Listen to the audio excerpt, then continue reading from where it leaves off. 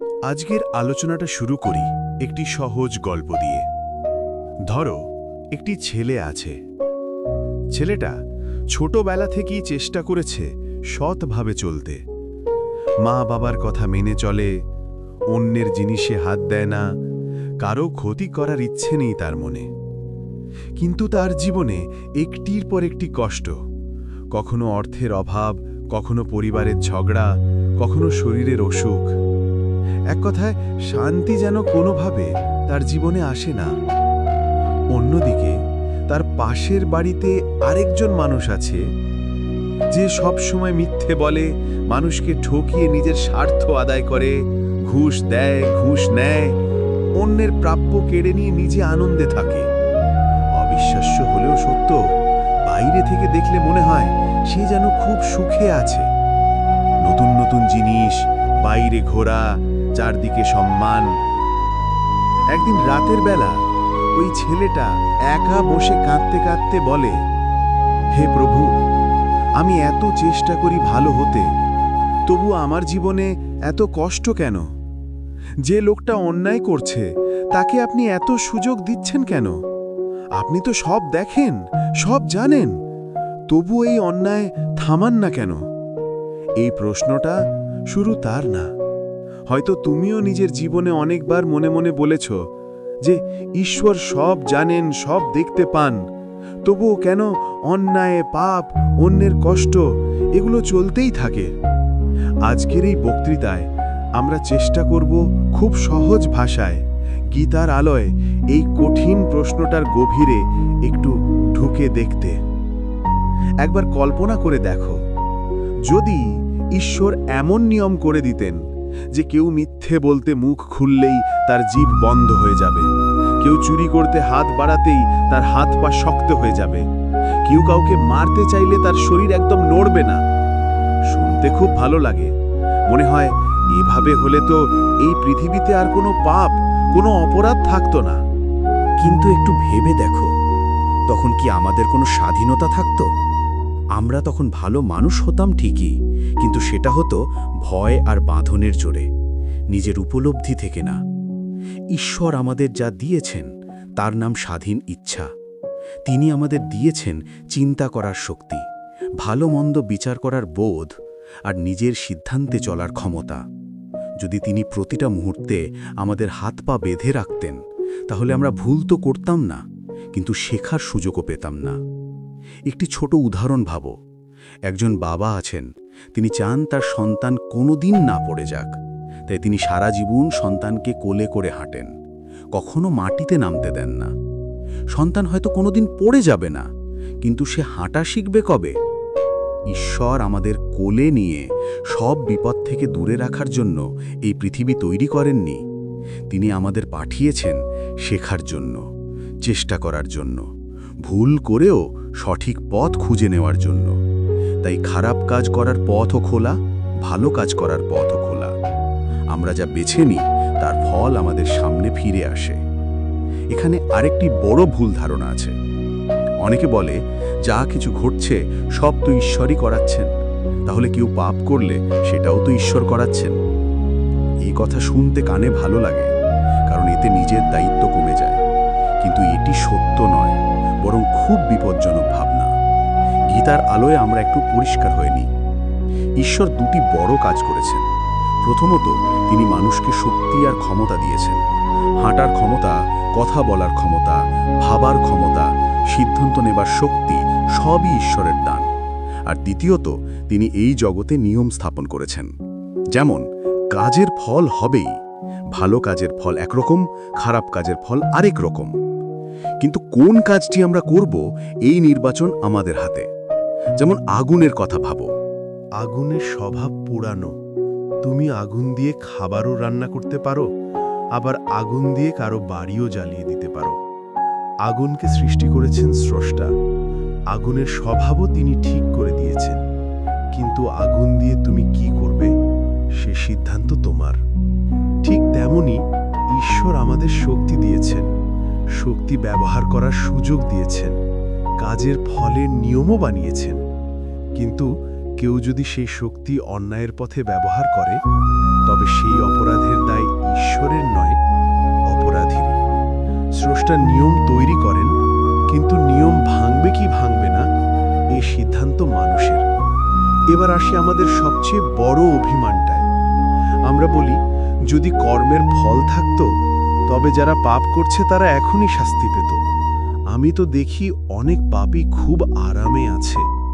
এখানে আমাদের মনে রাখতে হবে, আমাদের দেখা খুব সীমিত।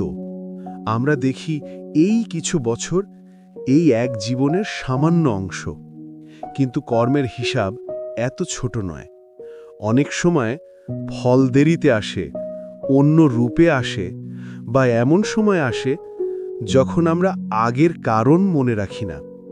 আরেকটি ভুল ধারণা হলো, আমরা কারো বাহিরের অবস্থা দেখে বিচার করি সে সুখী নাকি দুঃখী, সে সত্যি পুরস্কার পাচ্ছে নাকি ধীরে ধীরে শাস্তির দিকে যাচ্ছে।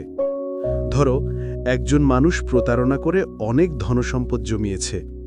বাইরে দেখে মনে হবে তার জীবনে কোনো অভাব নেই, কিন্তু তার অন্তরে দুই ধরনের আগুন জ্বলতেই পারে: ধরা পড়ে যাওয়ার ভয় এবং নিজের কাছেই ছোট হয়ে যাওয়ার কষ্ট। অনেক সময় মানুষের দুঃখ চোখের জল হয়ে বের হয় না, রোগ হয়ে বের হয়, মানসিক অস্থিরতা হয়ে বের হয়, সম্পর্ক ভাঙা হয়ে বের হয়। আমরা শুধু দেখি ও তো অনেক সুখে আছে, কিন্তু ঈশ্বর জানেন তার অন্তরের প্রকৃত অবস্থা কি।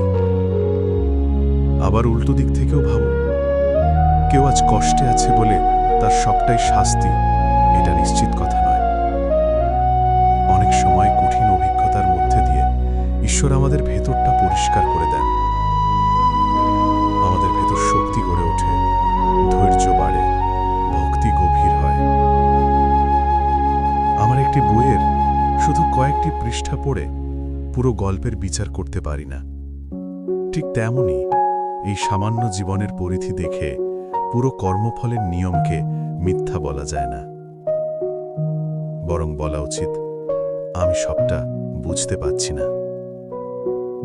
এবার আমরা অন্য দিক থেকে ভাবি, এই পৃথিবী আসলে কি? একটি বড় শিক্ষালয়।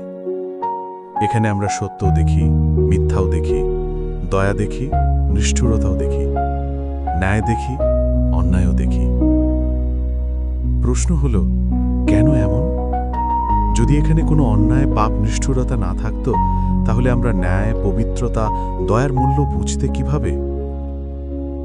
যদি এই পৃথিবীতে কখনো ঠকানো না থাকতো, তাহলে বিশ্বাস নামের শব্দটার মাধুর্য আমরা অনুভব কিভাবে করতাম? যদি কোনোদিন কেউ বিনা কারণে তোমার উপর রাগ না করত, অভিমান না করত, তাহলে ক্ষমা করার আনন্দ আমরা অনুভব করতে পারতাম? এই পৃথিবীর প্রতিটি খারাপ ঘটনার পর আমাদের সামনে একটাই বড় প্রশ্ন উঠে আসে: আমি এখন কি হব? যখন তুমি দেখো কোনো অসৎ মানুষ ভুল পথে গিয়ে সাময়িক লাভ পাচ্ছে, তখন তুমি ঠিক করবে, তুমিও কি বলবে, সবাই তো এভাবেই চলে, আমিও তাই করব? নাকি বলবে, না, আমি কঠিন হলেও সৎ পথে নির্বাচন করব? এই নির্বাচনের মধ্যেই আমাদের চরিত্র গড়ে ওঠে। ঈশ্বর অন্ধকারকে অনুমতি দেন যাতে আমরা আলোকের পথটি নিজেদের সিদ্ধান্তে বেছে নিতে পারি। অনেকেই ভাবে, ঈশ্বর যদি থাকেন তবে তিনি নিশ্চয়ই বড় ধরনের অলৌকিক পরিবর্তন ঘটিয়ে দেবেন। কিন্তু অধিকাংশ সময় ঈশ্বর কাজ করেন খুব নীরবে, খুব সূক্ষ্মভাবে।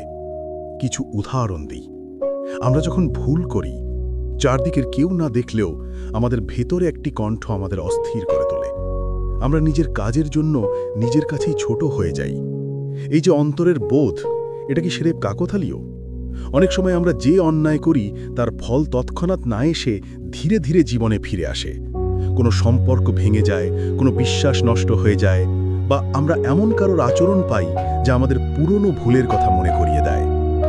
কখনো দেখা যায় আমাদের জীবনে কোনো একজন মানুষ আসেন, কোনো গুরু, কোনো শিক্ষক, কোনো বন্ধু, কখনো বা কোনো বই, উপদেশ কিংবা কোনো ধারাবাহিক কথা যা আমাদের জীবন বদলে দেয়। এই সব কিছুর পেছনে একটি অদৃষ্ট পরিচালনা থাকে, আমরা তা দেখতে পাই না কিন্তু অনুভব করতে পারি। সুতরাং ঈশ্বর চুপ থাকেন মানেই তিনি নিষ্ক্রিয় নন। তিনি আমাদের সুযোগ দেন, সময় দেন, সংকেত দেন, ভুল বুঝতে শিখতে দেন, তারপর ফলও দেন। আমরা শুধু একটি ছোট অংশ দেখি, আর সেই অংশ দেখে পুরো বিচারটা গড়ে ফেলি। এখানেই আমাদের ভুল।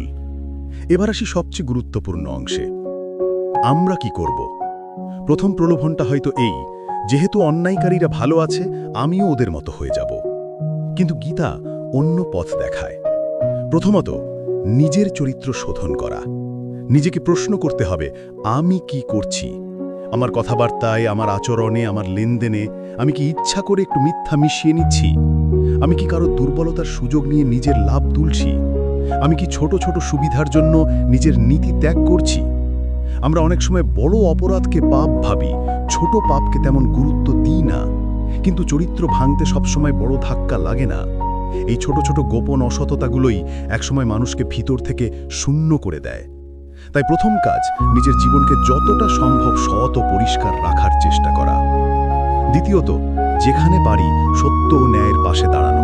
এর মানে এই নয় যে একাই সব যুদ্ধে নেমে পড়তে হবে, কিন্তু অন্তত অন্যায় দেখলে মনে মনে তাকে সমর্থন না করা, সম্ভব হলে নরম কথায় সঠিক উপদেশ দেওয়া, কোনো নিরীহ মানুষকে সুযোগ পেলে সাহায্য করা, এগুলোই বড় কাজ। মনে রাখার মতো একটি কথা, যেখানে অন্যায় হচ্ছে সেখানে নীরব সমর্থনও এক ধরনের অংশগ্রহণ। যতটা পারি পারিবারিক, সামাজিক, ব্যক্তিগত স্তরে সত্যের পাশে থাকার চেষ্টা করা আমাদের দায়িত্ব। তৃতীয়ত, ফল আর অন্যের কর্মফল ঈশ্বরের হাতে ছেড়ে দেওয়া। গীতা শেখায়, আমাদের অধিকার শুধু আমাদের কাজের ওপর। ফল কি হবে, কখন হবে, কিভাবে হবে, এটা নিয়ে ওতে দুশ্চিন্তা না করে নিজের কাজকে সঠিক রাখা, এটাই লক্ষ্য হওয়া দরকার। আমি যদি সৎ পথে চলি, কষ্ট আসতেই পারে, কিন্তু স্থায়ী ক্ষতি হবে এই ভাবনা সত্য নয়। ঈশ্বর সৎ মানুষের হাতে ফাঁকা ফল রাখেন না। হয়তো সময় লাগে, কিন্তু তার হিসাব অতি সূক্ষ্ম আর নির্ভুল। এবার তুমি নিজের জীবনের দিকে তাকাও, শান্ত মনে একটু ভেবে দেখো, কোন কোন সময় তুমি ঈশ্বরের প্রতি অভিমান করেছ? কোন ঘটনায় তোমার মনে হয়েছে ভালো হয়ে কোনো লাভ নেই? কোথায় কোথায় তুমি নিজের উপর হতাশ হয়ে গিয়েছ? এবং আরেকটি প্রশ্ন, আমি কি অন্যের অন্যায়কে অজুহাত বানিয়ে নিজেও অসৎ হতে শুরু করেছি? যদি এমনটি হয়ে থাকে, তবে আজ থেকেই নিজেকে বলো, আমি অন্যের ভুল দেখে নিজেকে ভুলের পথে নিয়ে যাব না। আমি ঈশ্বরের কাছে এমন এক মানুষ হয়ে উঠতে চাই, যাকে দেখে তিনি আনন্দ পাবেন। প্রতিদিন একটু একটু করে নিজেকে শোধরাতে চেষ্টা করাই সত্যিকার সাধনা। শেষে একটি দৃশ্য কল্পনা করি, একটি বড় পরীক্ষার ঘর। অনেক ছাত্রছাত্রী একসাথে পরীক্ষা দিচ্ছে। কেউ খাতা থেকে, কেউ পুস্তক থেকে, কেউ গোপনে কাগজ লুকিয়ে নকল করছে। আর তুমি এক কোণে ঘেমে যাচ্ছ, মনে হচ্ছে আমি একাই কি বোকা? আমি যদি সৎভাবে লিখি, অন্যের থেকে কম নম্বর পাবো না তো? এই সময় তুমি চোখও তুলে দেখলে ঘরের এক কোণে একজন নিঃশব্দ পর্যবেক্ষক সব দেখছেন। তিনি সব আচরণ দেখছেন, কাদের খাতা কত নম্বর পাবে সর্বশেষে তিনিই ঠিক করবেন। এখন তোমার সামনে দুই পথ, তুমি ভিড়ের সঙ্গে মিশে নকল শুরু করবে, নাকি পরীক্ষকের দিকে তাকিয়ে বলবে, আমি তোমার ওপর ভরসা রেখে সৎভাবে লিখব। এই পৃথিবীও একটি পরীক্ষার ঘরের মতো। আমরা প্রত্যেকেই নিজ নিজ প্রশ্নের উত্তর লিখছি, আমরা কেউ রায় লিখছি না। শেষ বিচার, শেষ সিদ্ধান্ত, শেষ পুরস্কারের অধিকার ঈশ্বরেরই। অন্যায়কারীরা আজ যদি আনন্দেও থেকে থাকে, তবুও তারা কখনো ঈশ্বরের নজরের বাইরে নেই। আর তুমি যদি সত্য, দয়া, ভক্তি, সদাচরণের পথ না ছাড়ো, তাহলে তুমিও কখনো তার দৃষ্টির বাইরে নও। আজকের এই আলোচনা শেষে তোমার কাছে আমার ছোট্ট অনুরোধ, অন্যের অন্যায় দেখে ঈশ্বরের ন্যায় বিচার নিয়ে প্রশ্ন তুলতেই পারো, অভিমানও করতে পারো, কিন্তু সেই প্রশ্নকে অজুহাত বানিয়ে নিজে যেন অন্যায়ের পথে না পা বাড়াও। কারণ মানুষের চোখ অনেক সময় ভুল দেখে, সময়ের চোখ অনেক কিছু আড়াল করে রাখে, কিন্তু ঈশ্বরের চোখ কোনো সত্যকে কখনো হারিয়ে যেতে দেয় না। আমরা অন্যের বিচার তাঁর হাতে ছেড়ে দিয়ে নিজের জীবনটাকে সত্য, দয়া আর ভক্তির পথে নিয়ে যেতে চেষ্টা করি, এই হোক আজকের সিদ্ধান্ত। যদি আজকের এই ভিডিওটা তোমার মনের কষ্ট, রাগ, প্রশ্ন এগুলোকে একটুও হলেও শান্ত করতে পারে, তাহলে এই ভিডিওটা একবার তোমার পরিবার, বন্ধু বা যার জীবনে অন্যায় হচ্ছে তার সাথে শেয়ার করো। হয়তো তারা মুখে কিছু বলে না, কিন্তু ভিতরে ভিতরে এই প্রশ্নটা নিয়েই যুদ্ধ করছে। কমেন্টে লিখে জানাও আজকের কথাগুলোর মধ্যে কোন অংশটা তোমার হৃদয়ে সবার বেশি ছুঁয়ে গেছে। আর যদি তুমি চাও গীতার আলোতে এভাবেই লাইফের বড় বড় প্রশ্নের উত্তর ধীরে ধীরে খুঁজে পেতে, তাহলে গীতা জ্ঞানশালা চ্যানেলটা সাবস্ক্রাইব করো, বেল আইকনটা অন করে রেখো। আমরা কেউই পারফেক্ট না, আমরা আমরা সবাই শিখছি, পড়তে পড়তে, ভুল করতে করতে, গীতার আলোয় ফিরে আসতে আসতে। আসো, অন্যের বিচার ঈশ্বরের হাতে ছেড়ে দিয়ে আমরা অন্তত নিজেদের জীবনটা সত্য আর ভক্তির পথে নিয়ে যেতে চেষ্টা করি। হরে কৃষ্ণ।